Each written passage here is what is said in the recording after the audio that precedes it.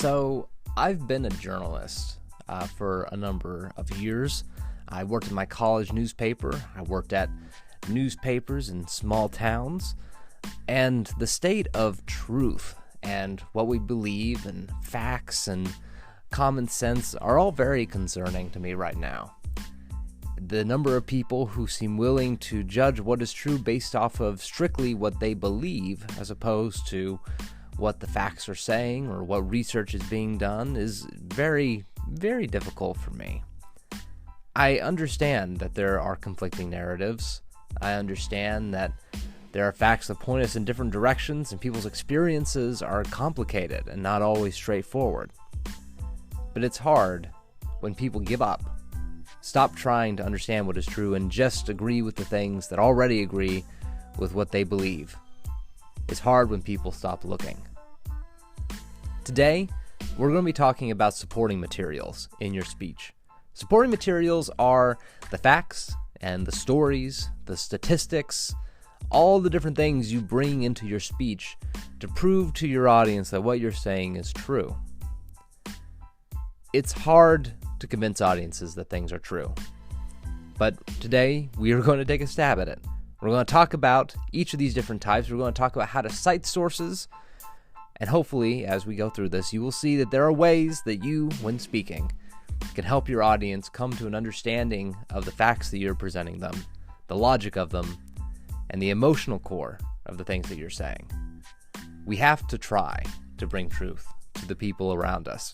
Speaking is an excellent way to do that, but unless we take great care in selecting our facts and our stories and telling them where they came from, there's no way that we can effectively do that. Not in today's world. So stick around. This is good stuff. Welcome to Intro to Public Speaking. This is Week 9, Supporting Materials.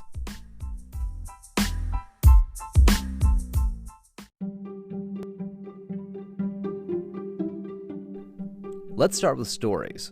Stories are the emotional backbone of your speech, and crucial if you want your audience to be engaged and to remember what you said. I use stories in conversation, and I have to use stories when speaking. Otherwise, the things that I'm saying tend to become boring. Now, a lot of people struggle with the difference between facts and stories. So I want to talk about that just a little bit. So stories normally have characters. They have very specific details, and they have some type of narrative. For instance, if I were to say, when I was a kid, I went to dance lessons. That's just a fact. That's not a story. It only lasts for one sentence. There's no change. There are no real details. And it's just a fact about myself. I'm the only character who shows up. There may be a story hidden in there somewhere, but the audience isn't going to live that experience with me if I tell them about it that way.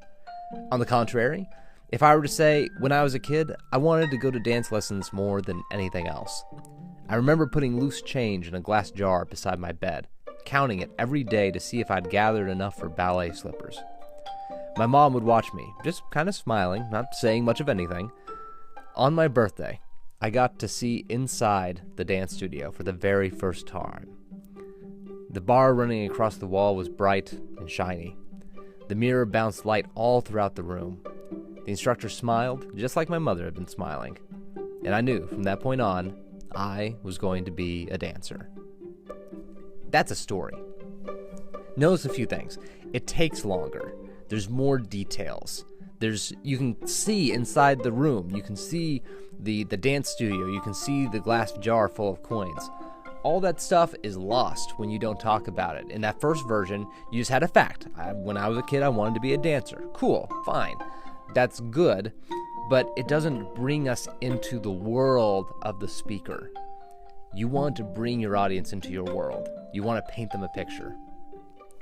The story has facts in it, so don't get me wrong. But these facts are used to serve the story. They help us to see something that we were never there to see, to live an experience we never lived. Again, if you want your audience to be engaged and to remember what you say, stories are the most important part of your speech. They make up a huge portion of your supporting materials grade. I look for at least one or two stories or a very, very long and big story that's used multiple times in your speech. Sometimes, if I'm putting together a presentation for myself, I will have a story for each main point in my speech, or for one or two of my main points. Or I'll have a big story somewhere in like point 1 or 2, but I'll also have a story at the introduction or a story at the conclusion. Pop these like candy. Treat these like Reese's Buttercups. Don't just stop with one. Have yourself a couple. They're nice, they're tasty, they have that protein in there from the peanut butter. It's worth it. Give yourself stories. Think about times in your life, in your experience that you can talk about. Now, you can also go other places for stories. Let's say in this speech that's coming up, the informative speech, that you want to talk about a person. Let's say you wanted to give a speech about Malcolm X, for instance. Telling stories from Malcolm X's life is a great way to bring stories into this. You can say, okay, Malcolm X educated himself while he was in prison. That's fine. But you could also take the opportunity and go into a deep story. Talk about how he discovered the library while there. Talk about some of the books he read. Dig in. Try to paint a picture of what that experience looked like for Malcolm X. If you do that, your audience is going to feel like they know Malcolm X. They're going to feel like they lived the experience next to him. That is powerful stuff. If you're just telling us facts, fine, whatever. We need facts. But when you put them into a story, that really gives you oomph. It makes things real in a way that just straight facts never could.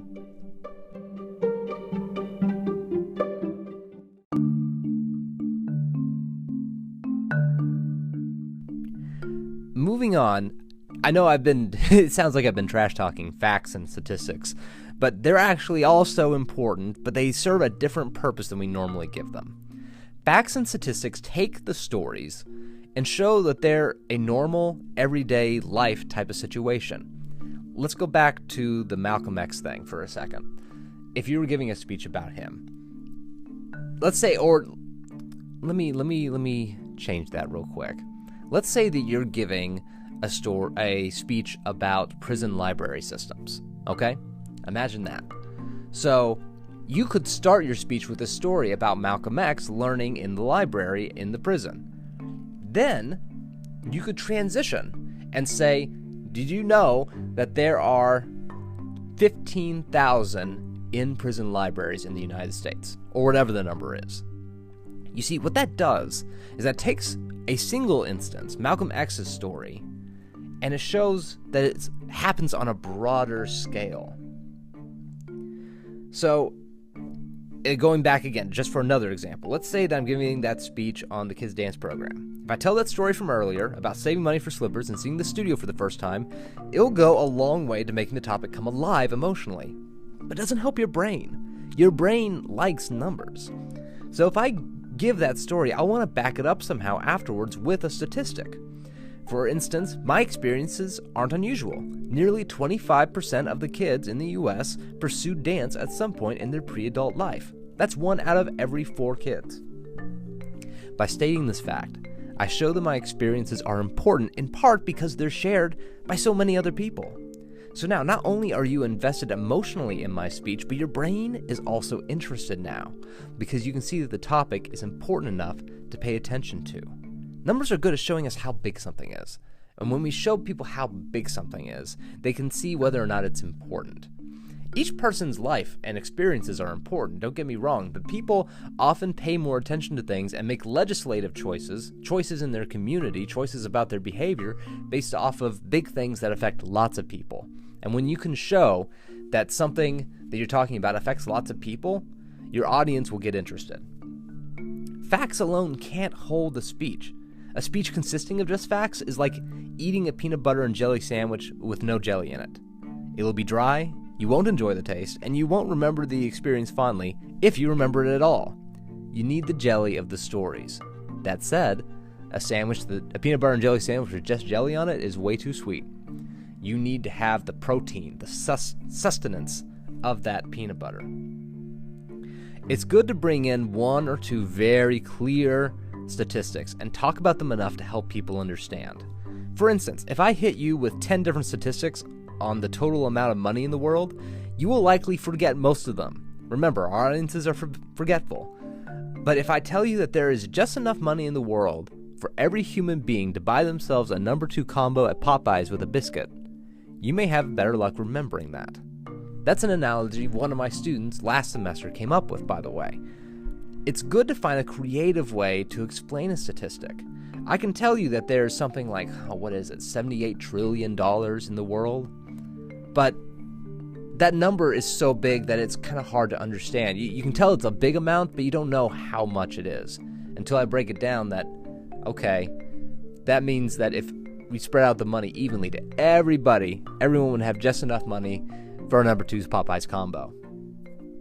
You gotta take the numbers and tell them in a way that people will understand. By relating these big numbers back to a fast food chain, my former student really helped me to visualize just what that statistic meant.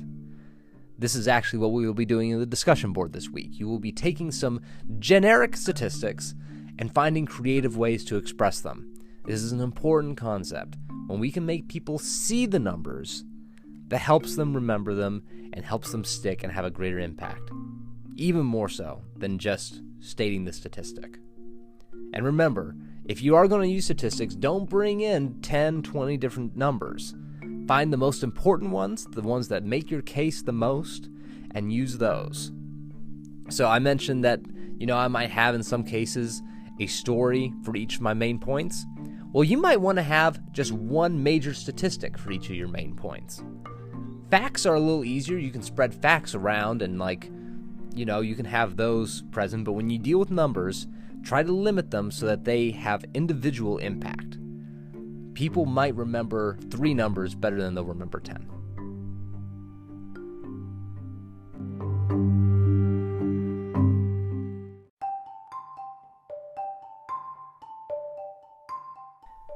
The final thing I want to talk about is that it's crucial when finding great facts, quotes, statistics, to tell the audience where they came from.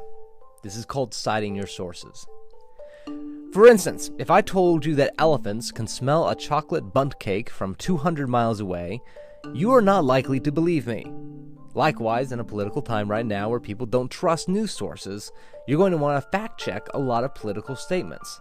Now, when you're speaking, most audience members can't just go and fact check while you're in the middle of a speech, especially an in-person speech. So you have to do that for them. You have to fact check for them. The best way to do that in your speech is to tell your audience where your information came from. Again, this process is called citing your sources. We know what that looks like in an essay. Most of us have cited sources in an essay. You might put the name of the author and the page number and the year, like in a little paragraph after you've written something in an essay, or you might have a works cited at the bottom. And that's good. We need a works cited page from here on out attached to our outlines. This is going to be a new component and an important component. But you can't really do that so easy in the middle of a speech. I know speakers who will take their sources in a PowerPoint and put them at the very end, but audiences aren't going to read that. They really aren't. We have to find some way in the speech to give the audience the information they need so that they can trust you and so that they can trust what you're saying. So here's an example. I got the thing about elephants, right? About smelling the bundt cakes from 200 miles away. Let's say that I found that fact in National Geographic magazine while doing my research. In that case, I would say something like this. It'd go like this. So, elephants can smell a chocolate bundt cake from 200 miles away. That's according to an article in National Geographic by Don Johnson, an elephant researcher, and he's the one who stated this fact. Okay, that is citing sources. I say where it comes from, who came up with it, who that person is. And there's a couple things here, so I want to break it down. First, tell the audience what the source is. An article. I said it was an article in National Geographic. So, article. There are different types of sources. There's books, there's documentaries, there's newspaper articles. So telling your audience what exactly your source was helps them to understand better how reliable it is. For instance, an academic article may be a little more reliable than a documentary. I don't know, if someone told me that they read an article in National Geographic, I would probably believe that a little more than, if they had read the article on BuzzFeed, right? So that's the first thing. What type of source is it? Second, you need to tell the audience the name of the source. So in this case, National Geographic. If it was a book, I'd say the title of the book. If it was a documentary, I'd say the title of the documentary. You see where I'm going with this. So in an article, that's the first thing.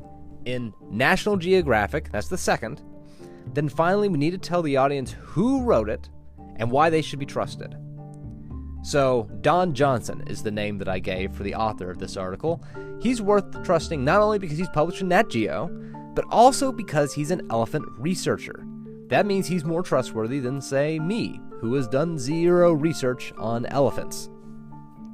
So that takes us full circle. We've got an article, that's the first thing, in National Geographic, that's the second, by Don Johnson, an elephant researcher. That's the third. These three things are the most important details to share. What the source is, its title, who wrote it, and why we should trust them. There are sometimes other details that are worth throwing in, such as when the article was written.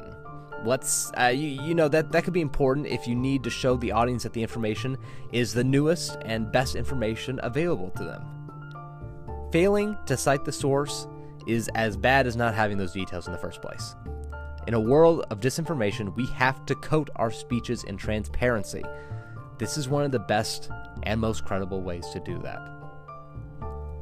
So from here on out, anytime you have a statistic, anytime you're pulling in a major detail from some other source, you will need to cite those sources.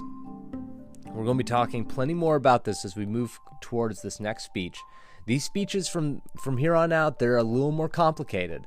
They require more work, more research, but you are more than capable of doing that. You've been honing your speaking skills. You've been honing your delivery, and you've been doing a great job. Last week's outlines were by and large very good. You all can handle this. This takes it up a notch. This is a level of professionalism that is worth striving towards, and one that I know that you all are capable of.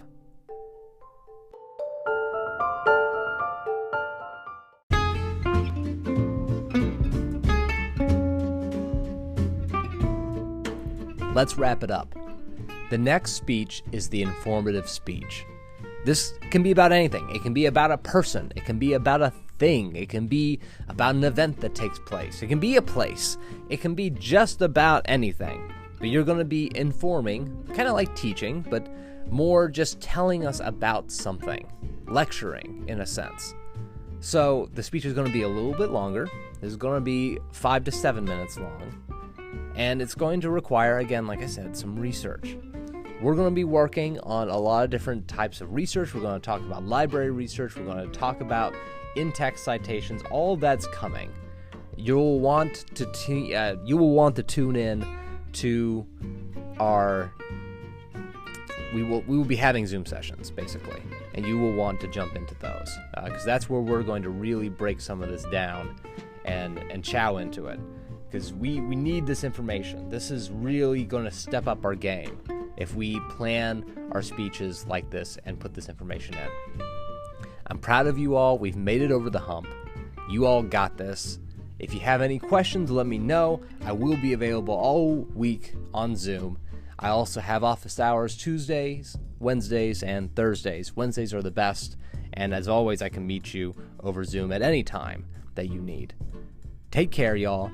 Join me for Zoom, and we'll talk again soon.